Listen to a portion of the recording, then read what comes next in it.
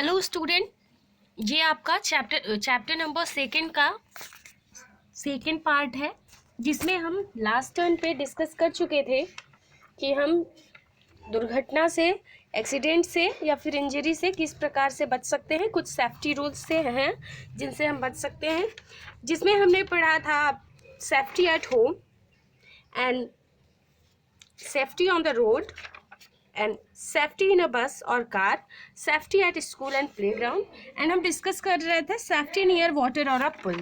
ठीक है, तो चलिए देखते हैं सेफ्टी नियर वाटर और अ पुल का नेक्स्ट यहीं से स्टार्ट करते हैं। आगे, डोंट पुल और push anybody into the water.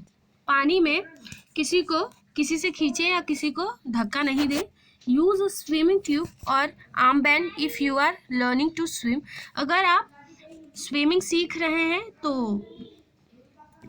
Swimming tube को और आर्म बैंड को बांध के रखें। This will help you to float. ये आपको बहाव से, बहने से बचाएगा। Don't swim just after meal. खाना खाने के तुरंत बाद स्विमिंग नहीं करें। डोंट ईट च्युइंगम और any other things during swimming. Swimming के दौरान च्युइंगम या फिर कोई भी चीज़ें खाएं नहीं। When you go for boating get into the boat carefully. जब आप तैरने के लिए जाएं तो बोट में केयरफुली तरीके से जाएं, सावधानी से जाएं। Once you are in the boat calm and seated in one place. अगर आप एक बार बोट में चले गए तो आप शांतिपूर्वक और एक स्थान पर बैठे रहें। Don't jump around. वहाँ पे कूदे नहीं। If you need any help you can always approach the life guard. अगर आपको किसी प्रकार की सहायता की ज़रूरत है तो आप लाइफ गार्ड से ले सकते हैं। ठीक है, आगे हम देखेंगे सेफ्टी ड्यूरिंग फेस्टिवल। त्योहारों के दौरान हम कौन कौन सी सुरक्षा को फॉलो कर सकते हैं।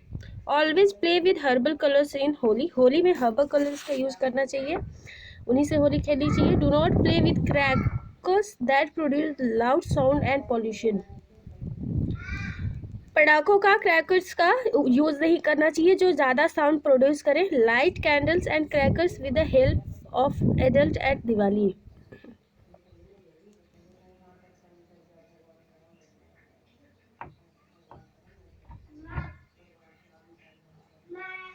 यानी कि लाइट, कैंडल्स एंड क्रैकर्स जो होते हैं वो बड़ों को दिवाली मनाने में मदद करते हैं। तो ज़्यादा जो लाउड हो ऐसे साउंड्स का, ऐसे क्रैकर्स का यूज़ ना करें।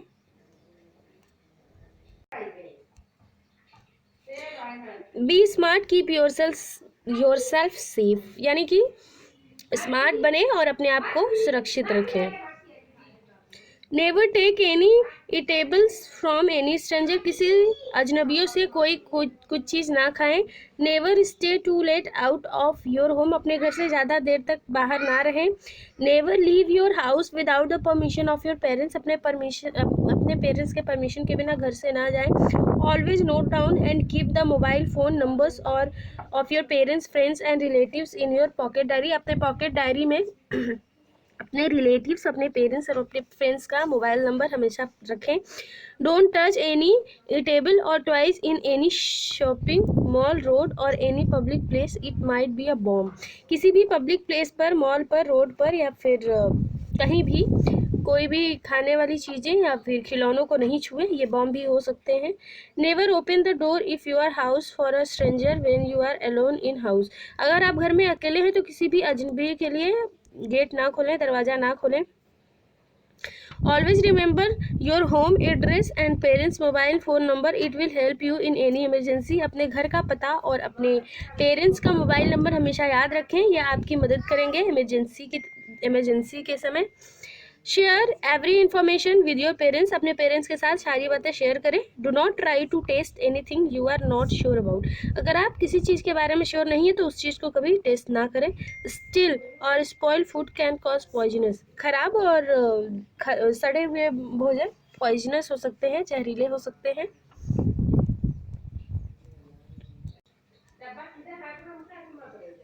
Don't eat medicine without the permission of your parents. Several medicines are poisonous for children. बिना अपने बड़ों से, बिना अपने पेरेंट्स के परमिशन के बिना कोई भी मेडिसिन ना खाएं। कुछ मेडिसिन जहरीले भी हो सकती हैं बच्चों के लिए। फास्ट एड, चलिए इसके बाद फर्स्ट एड पढ़ते हैं। फर्स्ट एड क्या है। A help given to a sick or injured person until full medical treatment is available is known as first aid. यानी कि किसी भी बीमार या फिर चोटिल व्यक्ति की मदद के लिए, उसको पूरा मेडिकल ट्रीटमेंट देने के लिए अवेलेबल सारी चीज़ें उसमें जो भी अवेलेबल होती हैं वो फर्स्ट एड कहलाती है।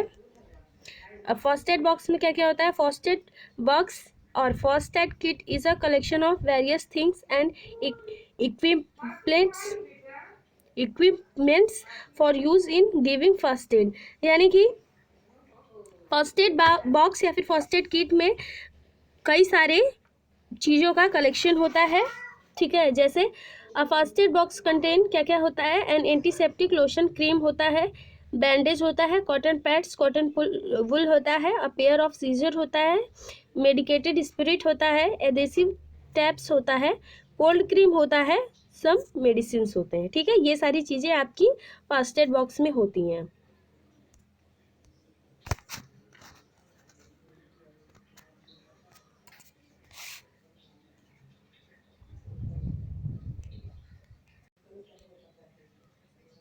उसके बाद हम पढ़ते हैं फर्स्ट एड टिप्स। कौन कौन सी टिप्स हैं फर्स्ट एड के? You most learn to give first aid. आपको फर्स्ट एड को कैसे यूज़ करना है ये सीखना चाहिए। While giving first aid be calm and make the injured और सिक पर्सन कंफर्टेबल। जब भी आप किसी को फर्स्ट एड दे रहे हैं यानी किसी को ट्रीटमेंट दे रहे हैं तो आप शांत रहें और उस पर्सन को जो पर्सन इंजर्ड है या फिर सिक है उसको कंफर्टेबल फील कराएं। Make him her lie down और उसे लिटा दें। Do not allow people to stand around him और हर, और उसके आसपास पीपल को इकट्ठा ना होने दें। Let him on her get enough fresh air. और जो भी व्यक्ति इंजर्ड है या फिर जिसको चोट लगी है या फिर बीमार है तो उसको फ्रेश एयर दें। Immediately try to find an elder person to help. और अपने से बड़े पर्सन को मदद के लिए ढूंढें। और common emergency that need fast aid are minor cuts, fainting, insect bites, snack bites and burns. यानी कि कुछ इमरजेंसी हैं जिनमें फास्ट एड की आवश्यकता पड़ती है, जैसे छोटे मोटे कट हो गए, बेहोश हो गया है इंसान, इंसेक्ट बाइट किया है, स्नैक बाइट किया है और जलन है छोटा मोटा, तो इसमें हम फास्ट एड बॉक्स का यूज़ कर सकते हैं। The minor cuts and wounds. Minor cuts and wounds में क्या होता है चलिए देखते हैं। अगर छोटा कट है और कोई घाव है तो उसमें क्या करते हैं? वॉश स्मॉल कट और wound with clean water to remove dirt. पहले अगर छोटा कट है और कोई घाव है तो उसको क्लीन वाटर से साफ करें ताकि उसका जो भी डर्ट है वो रिमूव हो जाए, निकल जाए। Then apply an antiseptic lotion over it. उसके बाद एंटीसेप्टिक लोशन का यूज करें। If there is a bleeding form of cut just use a cotton swab and sterilised bandage. अगर ब्लीडिंग हो रही है तो उस पर कॉटन रखें, कॉटन से ब्लीडिंग को साफ करें और जो भी स्टेरिलाइज्ड बैंडेज है उसको लगाएं। It is a minor cut without bleeding then just use a band aid. और ये माइनर कट के लिए है और अगर ब्लीडिंग नहीं हो रही है तो क्या करें आप? तुरंत बैंडेज को लगा दें। In case of nose bleeding wrap ice in a handkerchief and apply to the nose. अगर नोज से आपके ब्लड आ रहा है तो क्या करें कि हैंकी में आइस को रख के नोज के आसपास रखें and send for a doctor immediately. और तुरंत डॉक्टर के पास भेजें। If a person फेंट्स। अगर कोई पर्सन बेहोश हो गया है तो हम कैसे उसका ट्रीटमेंट इलाज कर सकते हैं?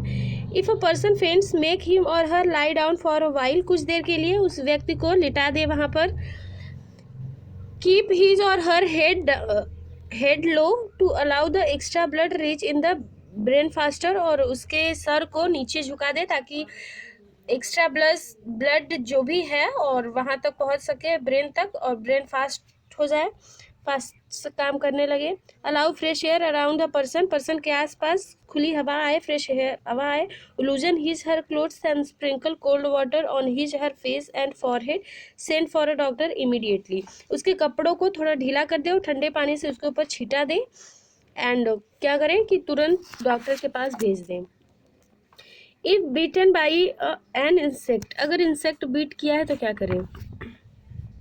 Insect bytes can be painful, अगर इंसेक्ट बाइट किया है तो वो पेनफुल होता है, दर्दनाक होता है. Try to carefully remove the sting with a pair of tweezers, कोशिश करें कि जो स्टिंग है वो उसको निकालें. If bitten by an insect like a bee or wasp, apply paste of baking soda and cold cream on the affected part. अगर B या फिर वास्प अगर आपको कट किया है तो आप क्या करें कि तुरंत बेकिंग सोडा का यूज़ करें, बेकिंग सोडा उस पर अप्लाई करें और कोल्ड क्रीम अप्लाई करें अफेक्टेड एरिया पर. You can apply some ice on the affected part also, और उस स्थान पर आप बर्फ़ के टुकड़ों का भी इस्तेमाल कर सकते हैं.